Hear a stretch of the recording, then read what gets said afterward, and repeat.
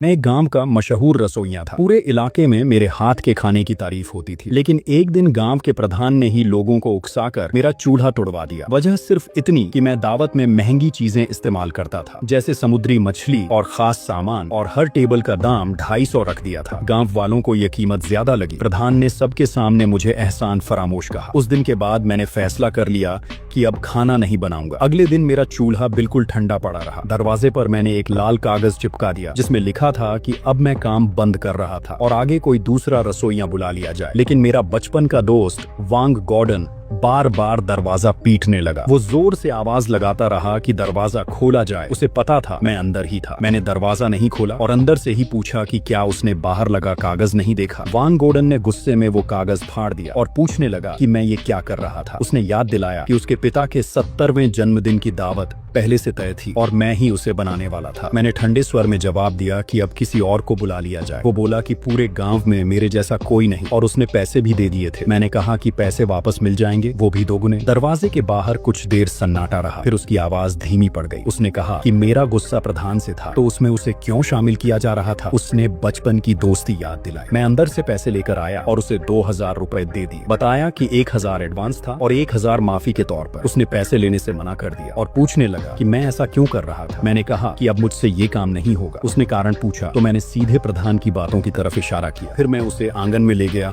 और वो सारा सामान दिखाया जो उसके पिता की दावत के लिए जुटाया गया था। महंगी मछली, बढ़िया मांस, देसी मुर्गा और पहाड़ी चीजें, हर चीज बड़ी मेहनत से लाई गई थी। मैंने समझाया कि हर टेबल का सिर्फ 200 लिया जा रहा था, जिसमें 10 तरह के पकवान बनते थे। मेरा मकसद पैसा कमाना नहीं था, बल्कि पुराना रिश्ता निभाना था। लेकिन अब वही रिश्ता टूट चुका था। वांग गॉर्डन चुप खड़ा रहा। उसके चेहरे से साफ पता चल रहा था कि उसे मेरी बात समझ आ गई थी। गांव वाले हमेशा कम पैसे में सबसे अच्छा खाना चाहते थे। मैं भी अपनी मेहनत और पहचान के दम पर कम खर्च में बढ़िया दावत तैयार करता था। लेकिन अब थोड़ा सा दाम बढ़ाने पर मुझे लालची कह दिया गया। मैंने साफ मना कर दिया कि अब उसके घर का काम नहीं करूंगा। उसने आखिरी बार मनाने की कोशिश की, लेकिन मैं अपने फैसले पर अड़ा रहा। आखिर में वो बिना पैसे लिए ही वापस चला गया। मैं दरवाजा बंद करने ही वाला था कि तभी प्रधान की पत्नी झांग चुई हुआ अंदर आ गई। उसने आते ही कहा कि अगले महीने उसके मायके में शादी थी और मुझे ही खाना बनाना पड़ेगा। मैंने सीधे मना कर दिया। वो गुस्से में बोली कि मैं घमंडी हो गया था और उसका पति गाँव के भले के लिए ही ऐसा कर रहा था। मैंने पलट कर पूछा कि क्या बिना पैसे दिए अच्छा खाना खाने की आदत को सही माना जा रहा था। मेरी बात सुनकर वो कुछ पल के लिए चुप पड़ गई। फिर बोली कि मेरे बिना भी गांव में बहुत रसोइये मौजूद थे। मैंने बिना कुछ कहे उसे जाने का इशारा कर दिया। वो गुस्से में पैर पटकती हुई वहां से चली गई। आखिरकार वांग गॉर्डन ने गांव के दूसरे रसोइये एरपांग को बुला लिया। एरपांग पहले मेरे यहाँ काम करता था। उसने थोड़ा बहुत काम सीखा था, लेकिन असली हुनर उसके पास नहीं था। अब वो सस्ते में दावत बनाकर काम चला रहा था। उसकी कुकिंग बस नाम की थी, स्वाद में कोई खास बात नहीं होती थी। उसी दिन गाँव के लाउडस्पीकर पर ऐलान किया गया कि वांग गॉर्डन के पिता का जन्मदिन पहले की तरह उसी जगह मनाया जाएगा। लेकिन अब खाना एरपांग बनाएगा और वो सस्ता भी पड़ेगा। गांव वाले भी आपस में बात करने लगे कि सस्ता मिल रहा था तो वही सही था। कुछ लोग कह रहे थे कि एरपांग का खाना चल जाता था, बस तेल और नमक थोड़ा ज्यादा होता था। किसी ने कहा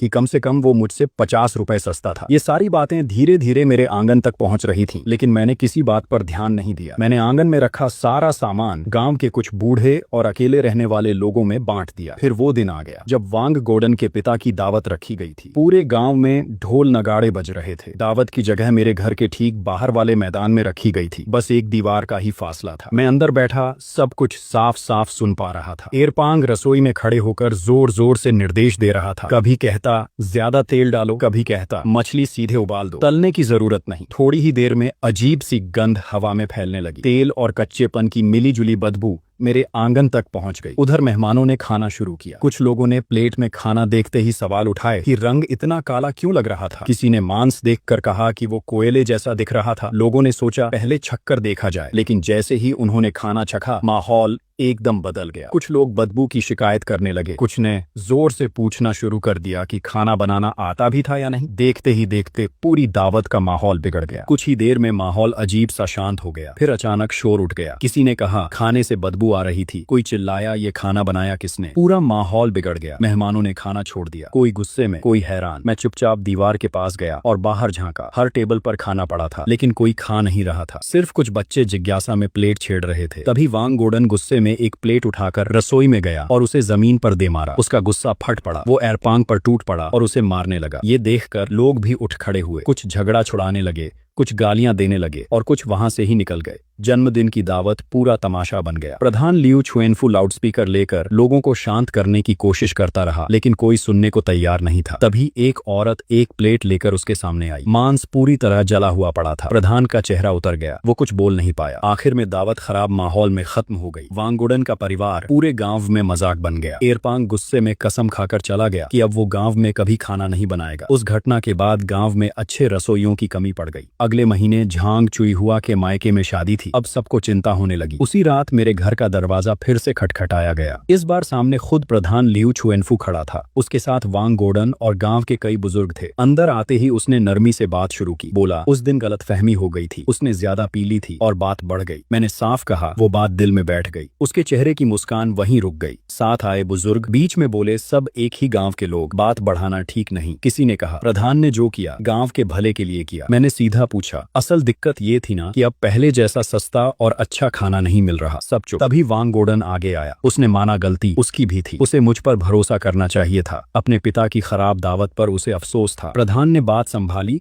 और बोला, गलती सबकी, लेकिन कमी सबसे ज्यादा मेरी। फिर सीधा बोला, वो चाहते थे कि मैं फिर से काम शुरू करूं। झांग चुईहुआ ने शादी की बात दोहराई और दावत की जिम्मेदारी मुझे देने को कहा। बाकी लोग भी हाथ जोड़कर खड़े हो गए। बोले, इस बार दाम तुम्हारे हिसाब से तय होंगे। उन्हें लगा मैं मान जाऊंगा, लेकिन ऐसा नहीं हुआ। मैंने साफ मना कर दिया, अब किसी और को बुलाओ। ये सुनते ही प्रधान भड़क गया। ऊंची आवाज में बोला, इतने लोग खुद बुलाने आए, फिर भी मना कैसे कर सकता। उसने धमकी दी, अगर नहीं माना तो गांव में रहना मुश्किल कर देंगे। मैंने उसकी आंखों में देखकर पूछा, इस बार घर भी तुड़वाओगे? वो वहीं चुप। बाकी लोगों के चेहरे भी उतर गए। कुछ बुजुर्ग फिर समझाने लगे, बात इतनी आगे नहीं बढ़ानी चाहिए। मैंने पूछा, जब मेरा चूल्हा तोड़ा गया था तब किसी ने ये क्यों नहीं सोचा? सबके पास जवाब नहीं था। मैंने साफ कहा, पहले वाली बात खत्म, अब काम मेरे नियमों पर। सब सन्न। वांगगोडन कुछ कहना चाहता था लेकिन बोल नहीं पाया। अब उन्हें समझ आ गया मैं बदल चुका था। मैंने सीधा कहा, अब 1000 रुपए प्रति टेबल लगेंगे। सब चौंक गए। किसी ने गुस्से में कहा, ये तो लूट। मैंने जवाब दिया, ये मेरी मेहनत की कीमत। पहले रिश्ते की वजह से सस्ता मिलता था, अब वही दाम नहीं मिलेंगे और गाँव वालों के लिए दाम डबल, 2000 प्रति टेबल। इसके बाद मैंने आखिरी शर्त रखी, जिन लोगों ने मेरा चूल्हा तोड़ा था वो घर घर जाकर माफी मांगेंगे। एक भी घर छूटा तो मैं हमेशा के लिए काम बंद। ये सुनकर सबके चेहरे उतर गए। मैंने दरवाजा बंद किया और अंदर आ गया। बाहर खड़े लोग वहीं खड़े रह गए जैसे जमीन खिसक गई हो। अगले दिन पूरे गांव में यही बात फैल गई। कोई बोला मैं पागल हो गया, कोई बोला हद पार कर दी। मैंने किसी की नहीं सुनी। पुराना चूल्हा तोड़ दिया और नया बड़ा मजबूत चूल्हा बनवाया। नए बर्तन और सारा सामान भी खरीद लिया। उधर शादी की तारीख पास आती गई और उधर उनकी परेशानी बढ़ती गई। आखिर में उन्होंने बाहर से रसोइये बुलाए, लेकिन जैसे ही उन्होंने मेरी कीमत और मेरे खाने के बारे में सुना, सबने मना कर दिया। सीधा जवाब उसके सामने टिक नहीं पाएंगे। ये सुनकर प्रधान का चेहरा उतर गया। उसी शाम वांगगोडन फिर से मेरे दरवाजे पर आया। वांगगोडन इस बार हाथ में 2 बोतल शराब लेकर आया। काफी देर आंगन में खड़ा रहा, फिर धीरे से बात शुरू की। बोला वो माफी मांगने आया था। इतना कहकर वो सीधे चूल्हे के सामने घुटनों पर बैठ गया और 3 बार सिर झुकाकर माफी मांगी। उसने माना उस दिन गलती उसकी थी। उसे मुझ पर भरोसा करना चाहिए था, दूसरों की बातों में नहीं आना चाहिए था। अपने पिता की खराब दावत पर उसे अफसोस था। उसने साफ कहा, वो सिर्फ माफी मांगने आया था, मनाने नहीं। फिर उसने जेब से 2000 रुपए निकाले और मेरी तरफ बढ़ा दिए। बोला ये नुकसान की भरपाई थी, भले पूरी नहीं थी। मैंने कहा चूल्हा तोड़ने वाला वो नहीं था। उसने सिर झुका लिया। फिर बोला रोक भी नहीं पाया, इसलिए बराबर का जिम्मेदार। फिर उसने एक और बात कही, आगे कोई भी मेरे खिलाफ बोलेगा तो सबसे पहले वो सामने खड़ा होगा। पैसे और शराब वहीं रखकर वो बिना कुछ बोले चला गया। उसके जाते ही थोड़ी देर बाद कुछ और लोग आए। ये वही युवक थे जिन्होंने चूल्हा तोड़ा था। सब सिर झुकाकर आए, आंगन में घुटनों पर बैठ गए और माफी मांगने लगे। बोले उस दिन बहक गए थे, बड़ी गलती हो गई। मुझे साफ समझ आ गया, ये माफी दिल से नहीं, मजबूरी में। मैंने पूछा सबने माफी मांग ली? उन्होंने तुरंत हाँ कहा। मैं अंदर जाने लगा, तभी एक ने हिचकिचाकर पूछा झांग चुईहुआ की शादी का क्या होगा? मैंने साफ कहा जिसने हाथ लगाया था सबको आना पड़ेगा। फिर पूछा प्रधान और उसकी पत्नी कहाँ? उन्होंने कहा बड़े लोग, सामने आने में शर्म आ रही। मैंने ठंडे स्वर में कहा शर्म आ रही तो आने की जरूरत नहीं, मैं भी काम नहीं करूंगा। अब उनके पास कोई रास्ता नहीं बचा। आखिर में शादी सादगी से निपटाई गई। सुना पास के कस्बे के छोटे होटल में दावत हुई, जगह कम, खाना साधारण, पूरा माहौल फीका पड़ गया। इस घटना के बाद गांव वालों का नजरिया बदल गया। पहले जो हल्के में लेते थे अब दूरी बनाने लगे, थोड़ा डर भी दिखने लगा। उधर मैंने अपना रास्ता तय कर लिया। मैंने शहर वाले दोस्त को फोन किया जो खाने के काम में था, उसे अपनी प्लान बताया। उसने साफ कहा ये पहले करना चाहिए था, इतना हुनर गांव में सस्ते में नहीं देना चाहिए। उसने मदद का भरोसा दिया और नए ग्राहक ढूंढने लगा। कुछ दिनों बाद एक काली लग्जरी गाड़ी गांव में आकर रुकी। पूरे गांव में हलचल मच गई। गाड़ी से कुछ लोग उतरे, साफ सुथरे कपड़ों में, उनमें से एक मेरा पहला बड़ा ग्राहक था। वो सीधे मेरे दरवाजे तक आया। उधर प्रधान भी पहुंच गया और उससे बात करने की कोशिश की, लेकिन उसने ध्यान नहीं दिया। उसने सीधे मेरे बारे में पूछा। मैंने दरवाजा खोला और उसे अंदर बुलाया। उसने अपना परिचय दिया और बोला खाने का स्वाद लेने आया था। बाहर खड़े लोग अंदर झांकने की कोशिश करने लगे। मैंने उसे अपना हाथ से लिखा मेन्यू दिया, बताया आज 4 खास डिश बनेंगी। जैसे जैसे मैं नाम बताता गया उसके चेहरे पर एक्साइटमेंट बढ़ता गया। आखिर में वो मुस्कुराया। आज का दिन खास होने वाला था। मैंने उसे बैठाया और किचन में लग गया। बाहर लोग बेसब्री से इंतजार करने लगे। थोड़ी देर में खुशबू पूरे माहौल में फैल गई। दूर खड़े लोग भी महसूस कर रहे थे, सोच रहे थे ऐसा स्वाद पहले क्यों नहीं मिला। प्रधान चुप खड़ा सब देख रहा था। चेहरा उतर चुका था। करीब 1 घंटे बाद खाना तैयार। मेहमान ने पहला कौर लिया और उसका चेहरा बदल गया। फिर बिना रुके तेजी से खाने लगा। उसके साथ आए लोग भी उसी तरह खाने लगे। कुछ ही देर में सब खत्म। उसने संतुष्टि से सांस ली और मेरी तारीफ की। बोला एक डिश ही अपनी कीमत वसूल कर चुकी। फिर उसने पैसे दिए 2000 खाने के, 1000 टिप। मैंने पैसे लिए और दरवाजे पर खड़े होकर सबके सामने गिनकर रख दिए। इसके बाद वो लोग खुशी खुशी चले गए। जाते समय बोला अगली बार और लोगों को साथ लाएगा। उस दिन के बाद गांव में मेरी चर्चा और बढ़ गई। कुछ जलने लगे, कुछ हैरान, लेकिन सच्चाई साफ थी। अब काम तेजी से बढ़ने लगा। गांव में धीरे धीरे बातें फैलने लगी। कोई कहता एक बार का खाना आधे साल की कमाई के बराबर पड़ा। कोई बोलता शहर वाले पैसे उड़ा रहे थे। कुछ लोग ताने मारने लगे। मैं गांव वालों को छोड़कर शहर वालों से कमाई कर रहा था। प्रधान लियू छुएनफू कई दिन तक घर से बाहर नहीं निकला। जलन और गुस्से में उसका हाल खराब। मैं गांव में अजनबी जैसा हो गया। रास्ते में कोई बात नहीं करता। दुकान पर जाता तो लोग नजरें चुरा लेते। कुछ लोग तो मेरे घर की दीवार पर मिट्टी फेंकने लगे। मैंने किसी बात पर ध्यान नहीं दिया। उधर मेरे दोस्त ने मेरे काम का वीडियो इंटरनेट पर डाल दिया। वीडियो तेजी से वायरल हो गया। कुछ ही समय में बुकिंग के लिए ढेर सारे मैसेज आने लगे। मेरी दावत 2 महीने पहले से फुल बुक होने लगी। अब गांव वालों की बेचैनी बढ़ गई। प्रधान ने नई चाल चली। एक सुबह मैं पुराने कुएं पर पानी भरने गया। बाल्टी डाली लेकिन पानी नहीं निकला। ऊपर खींचा तो बाल्टी मिट्टी से भरी मिली। समझ आ गया ये जानबूझकर किया गया था। गांव में वही एक अच्छा कुआं था और मैं हमेशा उसी का पानी इस्तेमाल करता। मैं बिना कुछ बोले खाली बाल्टी लेकर वापस आ गया। उसी दोपहर मेरे घर के सामने ड्रिल मशीन वाली गाड़ी आकर रुकी। मजदूरों ने वहीं नया कुआं खोदना शुरू कर दिया। गांव वाले ये देखकर हैरान रह गए। कुछ लोग पूछने लगे कि इसमें कितना खर्च आएगा। तभी प्रधान वहां पहुंच गया और काम रोकने की कोशिश करने लगा। उसने कहा कि ये जमीन पर काम करने की इजाजत नहीं थी, लेकिन मजदूरों ने बताया कि सारे कागज पूरे थे और काम पूरी तरह सही था। प्रधान चुप रह गया। 2 दिन के अंदर मेरे आंगन में नया गहरा कुआं तैयार हो गया। जब उसमें से पानी निकला तो मैंने सबके सामने उसे पिया और कहा कि पानी बेहतरीन था। प्रधान गुस्से में मुझे देखता रह गया। उसकी ये चाल भी नाकाम हो गई, लेकिन उसने हार नहीं मानी। अब उसने दूसरी तरफ से दबाव बनाना शुरू किया। मैं हमेशा गांव के एक आदमी से मांस खरीदता था। जब मैं उसके पास गया तो उसने बहाना बना दिया कि मांस खत्म हो गया था। मैंने देखा कि उसके बाड़े में सूअर मौजूद थे, लेकिन उसने कहा कि वो पहले से बुक थे। मुझे तुरंत समझ आ गया कि उसे दबाव में रखा गया था। मैं बिना कुछ कहे वहां से लौट आया। अगले ही दिन एक ठंडी गाड़ी मेरे घर के बाहर आकर रुकी, जिसमें शहर से बढ़िया मांस लाया गया था। मैंने ड्राइवर से बात करके तय कर लिया कि हर हफ्ते सप्लाई होती रहेगी। इसके बाद मेरा काम और तेजी से बढ़ने लगा। अब मेरे यहाँ आने वाले लोग अमीर और बड़े लोग थे। उनकी गाड़ियां भी महंगी होती थीं। काम बढ़ने लगा तो मुझे मदद की जरूरत पड़ने लगी। मैंने अपने घर के बाहर काम के लिए लोगों की जरूरत का नोटिस लगा दिया। शुरू में कोई आने की हिम्मत नहीं कर पाया। सबको डर था कि प्रधान नाराज हो जाएगा, लेकिन कुछ युवा चुपके से मिलने आने लगे। उनमें से एक वांग गोर्डन का रिश्तेदार वांग शियाओ शुआई था। उसने आकर पूछा कि क्या सच में काम मिल सकता था। मैंने हाँ कहा और बताया कि शुरुआत में 3000 महीने मिलेंगे, बाद में काम के हिसाब से बढ़ेंगे। वो तुरंत तैयार हो गया। इसके अलावा एक लड़की ली जुआन भी काम करने आ गई। धीरे धीरे मेरा छोटा सा किचन टीम बन गया। मैंने उन्हें कभी कम नहीं दिया। खाने पीने की भी पूरी व्यवस्था रखी।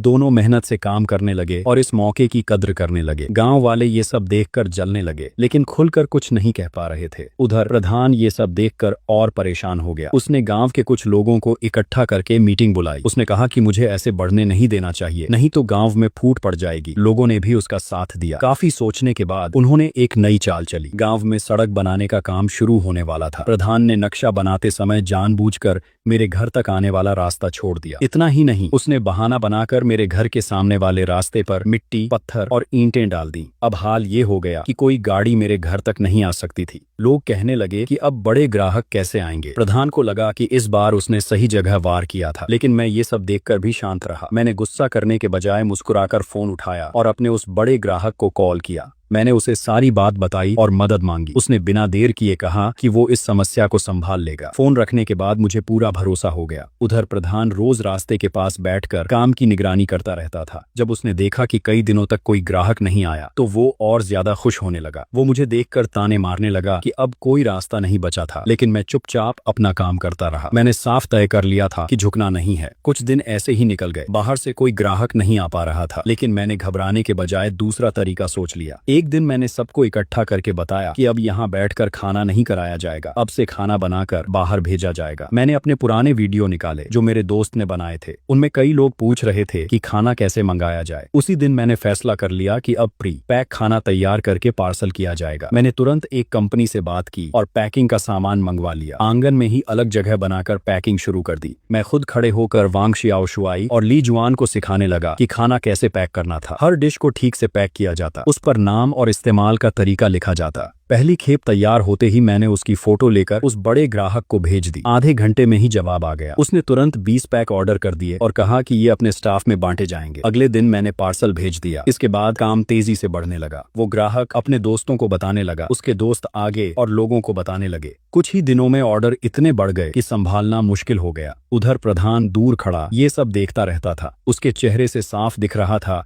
कि उसे यकीन नहीं हो रहा था कि मैं फिर से खड़ा हो गया। अब मैं पहले से ज्यादा कमाने लगा। ये देखकर उसके मन में फिर लालच आया। उसने सोचा जब मैं ये काम कर सकता था तो वो भी कर सकता था। उसने गांव के कुछ लोगों को बुलाया और कहा कि वो भी ऐसा ही काम शुरू करेंगे। सबने मिलकर एक रसोइये को बुलाया और उससे खाना बनवाया। लेकिन उनका खाना सिर्फ सस्ता था, स्वाद में कोई खास बात नहीं थी। उन्होंने वही पैकिंग करके बेचने की कोशिश की, लेकिन किसी ने खरीदा ही नहीं। पूरा दिन निकल गया, एक भी पैक नहीं बिका। सबका मन टूट गया। उसी शाम मैं काम खत्म कर रहा था, तभी दरवाजे पर वांग गोडन फिर आया। इस बार उसका अंदाज अलग था। वो अंदर आया, चारों तरफ देखा, फिर धीरे से बोला कि अब यहाँ काम काफी बढ़ गया। मैं चुप रहा। थोड़ी देर बाद उसने असली बात कही। बोला कि अब वो इधर उधर भटक कर समय खराब नहीं करना चाहता, वो भी काम करना चाहता। मैंने उसे देखा और पूछा कि उसे डर नहीं कि प्रधान उससे नाराज होगा। वो हल्का सा मुस्कुराया और बोला कि उसके पिता की दावत खराब होने के बाद उसका नजरिया बदल गया। अब वो बेकार की बातों में नहीं पड़ेगा। मैंने थोड़ी देर सोचकर उसे काम पर रख लिया। शर्त रखी 1 महीने तक काम देखकर फैसला होगा। अगले दिन से वो काम पर आ गया। वो मेहनती निकला, जो काम दिया जाता बिना बोले करता। धीरे धीरे वो टीम में घुल मिल गया। वांग शियाओशुआई भी उसे देखकर हैरान था, क्योंकि पहले वो आलसी माना जाता था, लेकिन अब उसका रवैया बदल चुका था। उधर जब प्रधान को ये खबर मिली तो वो गुस्से से भर गया। उसे लगा कि अब लोग उसकी बात सुनना छोड़ रहे थे। उसने फिर मीटिंग बुलाई और नए तरीके सोचने लगा, लेकिन इस बार उसके पास कोई पक्का प्लान नहीं था। बस यही कहता रहा कि मुझे किसी भी तरह रोका जाना चाहिए। कुछ दिन बाद गांव में अचानक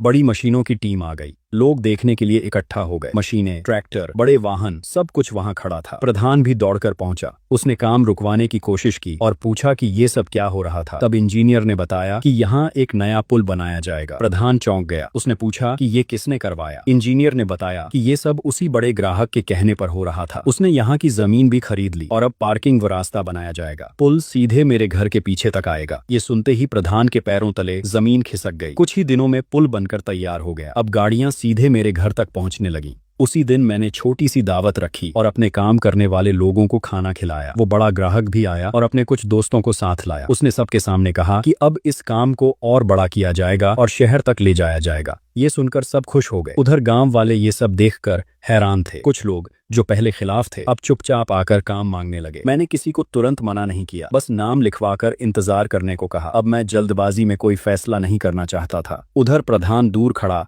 सब देख रहा था। उसे उम्मीद थी कि मैं लोगों को मना कर दूंगा, लेकिन ऐसा नहीं हुआ। उसका आखिरी सहारा भी टूट गया। वो गुस्से में वहां से चला गया। इसके बाद मेरा काम और तेजी से बढ़ने लगा। टीम भी बड़ी होने लगी। वांग शियाओशुआई अब काम संभालने लगा और बाकी लोगों को समझाने लगा। एक दिन दोपहर में कुछ लोग कैमरा लेकर मेरे घर आए। वो खाने से जुड़े वीडियो बनाते थे और मेरे काम के बारे में सुनकर पहुंचे थे। मैंने उन्हें अंदर बुलाया। उन्होंने पूरा काम रिकॉर्ड करना शुरू किया। मैं चुपचाप अपना काम करता रहा और जरूरत पड़ने पर समझाता रहा। कुछ ही दिनों में वो वीडियो इंटरनेट पर फैल गया। अब हालत ये हो गई कि मेरे पास फोन लगातार आने लगे। बुकिंग इतनी बढ़ गई कि संभालना मुश्किल हो गया। गांव वाले ये सब देखकर हैरान रह गए। मेरे घर के बाहर गाड़ियों की लाइन लगने लगी। उधर प्रधान अपने घर में बैठा ये सब सुनता रहता था। उसके चेहरे पर गुस्सा साफ दिख रहा था। उसकी पत्नी भी उसे ताने देने लगी कि उसने गलत फैसला लिया। ये बातें सुनकर उसका गुस्सा और बढ़ गया। एक दिन वो चुपचाप मेरे खेत की तरफ गया जहाँ मैं सब्जियां उगाता था। चारों तरफ देखने के बाद उसने जेब से कुछ निकाला और फसल पर छिड़कने लगा। तभी पीछे से आवाज आई। वांग शियाओ शुआई और दो लोग वहां पहुंच गए थे। वो पहले से नजर रख रहे थे। उन्होंने उसे रंगे हाथ पकड़ लिया। वांग शियाओ शुआई ने पूछा कि वो क्या कर रहा था। वो घबरा गया और बहाने बनाने लगा, लेकिन किसी ने उसकी बात नहीं मानी। उसकी हरकत की तस्वीर ले ली गई और चेतावनी दी गई कि दोबारा ऐसा हुआ तो सीधे पुलिस को खबर दी जाएगी। वो चुपचाप वहां से चला गया। उसके जाने के बाद ये बात पूरे गांव में फैल गई। जो लोग पहले उसके साथ थे अब वो भी दूरी बनाने लगे। उसी रात मैंने वांग शियाओ शुआई को बुलाकर बात की। उसने कहा कि सबूत संभाल कर रखा गया था ताकि जरूरत पड़े तो इस्तेमाल किया जा सके। मैंने कहा कि अभी मामला बढ़ाने की जरूरत नहीं, अगर वो आगे कुछ नहीं करता तो बात यहीं खत्म। वांग शियाओ शुआई को ये बात पसंद नहीं आई, लेकिन उसने मान ली। अगले दिन प्रधान ने ऐलान करवाया कि वो खेत में कीड़े देखने गया था। कोई गलत काम नहीं कर रहा था, लेकिन किसी ने भरोसा नहीं किया। लोग उसकी हंसी उड़ाने लगे। धीरे धीरे उसकी इज्जत खत्म होने लगी। उधर गांव की सड़क जो उसके कहने पर बनी थी खराब हालत में थी। हल्की बारिश में ही कीचड़ भर जाता था। इसके मुकाबले मेरे घर तक आने वाला रास्ता साफ और मजबूत था। अब गांव वालों को फर्क साफ दिखने लगा। एक दिन कुछ गांव वाले मेरे पास आए। उनमें से एक बुजुर्ग आगे बढ़ा और बोला कि सड़क की हालत खराब, चलना मुश्किल। उन्होंने कहा कि अगर मैं मदद करूं तो सब मिलकर उसे ठीक कर सकते। मैंने कहा कि मदद कर सकता, लेकिन दो शर्तें रहेंगी। पहली, सड़क का नाम मेरे नाम पर रखा जाएगा। दूसरी, प्रधान सबके सामने अपनी गलती मानेगा। ये सुनकर वो चुप हो गए। फिर बोले कि बाकी लोगों से बात करेंगे। जब ये बात प्रधान तक पहुंची तो वो गुस्से से भर गया। उसने साफ मना कर दिया कि वो कभी अपनी गलती नहीं मानेगा। लेकिन अब गांव वाले उसके खिलाफ होने लगे। उसी रात बैठक हुई। ज्यादातर लोग मेरी शर्तों के पक्ष में थे। कुछ लोग तो उस पर खुलकर गुस्सा निकालने लगे। अब वो अकेला पड़ गया। वो बिना कुछ बोले वहां से चला गया। घर पहुंचकर चुप बैठा रहा। उसकी पत्नी ने भी खरी खोटी सुनाई और गुस्से में घर छोड़कर चली गई। अब वो बिल्कुल अकेला रह गया। वो दिन भर घर में बैठा रहता और शराब पीता। धीरे धीरे उसका गुस्सा और बढ़ता गया। एक दिन वो चुपचाप गांव से बाहर गया और कुछ बदमाश लोगों से मिला। उन्हें पैसे देकर मेरे यहाँ गड़बड़ करवाना चाहता था, लेकिन जब उन्हें पता चला कि मेरे पीछे बड़े लोग खड़े हैं तो उन्होंने मना कर दिया। वो निराश होकर लौट आया। रात में वो अकेला बैठकर शराब पीता रहा। जब वो मेरे घर के पास से गुजरा तो देखा अंदर रोशनी और काम चल रहा था। लोग हंसते बोलते काम कर रहे थे। ये देखकर उसके अंदर और जलन बढ़ गई। उसी वक्त उसके दिमाग में खतरनाक ख्याल आया। अगली रात वो पेट्रोल का कैन लेकर चुपचाप मेरे घर के पास पहुंचा। दीवार के पास खड़ा होकर ढक्कन खोलने ही वाला था कि अचानक चारों तरफ रोशनी पड़ गई। मेरे लोग पहले से नजर रख रहे थे। उसे तुरंत पकड़ लिया गया, बांधकर मेरे सामने लाया गया। उसका नशा आधा उतर चुका था। वो घबराकर माफी मांगने लगा, कहने लगा कि अब ऐसा नहीं करेगा। मैंने शांत स्वर में कहा कि पहले भी मौका दिया गया, लेकिन उसने नहीं माना। अब उसे अपने काम का नतीजा भुगतना पड़ेगा। मेरे साथ खड़े लोग गुस्से में थे, कह रहे थे कि सीधे जेल भेजो। मैंने फोन उठाया और पुलिस बुला ली। कुछ ही देर में पुलिस पहुंची और उसे अपने साथ ले गई। गांव वाले भी इकट्ठा हो गए थे। सबने ये सब अपनी आंखों से देखा। किसी को अफसोस हुआ, किसी को राहत मिली। इसके बाद गांव में बदलाव शुरू हुआ। प्रधान को उसकी कुर्सी से हटा दिया गया। नया चुनाव हुआ। कई लोगों ने मेरा नाम आगे बढ़ाया, लेकिन मैंने मना कर दिया। मैंने एक समझदार बुजुर्ग का नाम सुझाया। धीरे धीरे गांव की हालत सुधरने लगी। उधर मैं अपने काम को और बढ़ाता गया। उस बड़े ग्राहक के साथ मिलकर नया काम शुरू किया। अब सिर्फ खाना बनाना नहीं, बड़े स्तर पर काम होने लगा। मेरी पहचान और बढ़ गई। जिंदगी पूरी तरह बदल गई और वो सड़क जो मेरे नाम पर रखी गई पूरे इलाके में मशहूर हो गई। गांव का नाम भी दूर तक पहुंच गया। लोग कहने लगे कि यहाँ सिर्फ खाना नहीं, इज्जत भी मिलती। और इस तरह एक छोटे से गांव का रसोइया अपनी मेहनत से आगे बढ़ता गया। अगर कहानी अच्छी लगी तो सब्सक्राइब कर देना दोस्तों।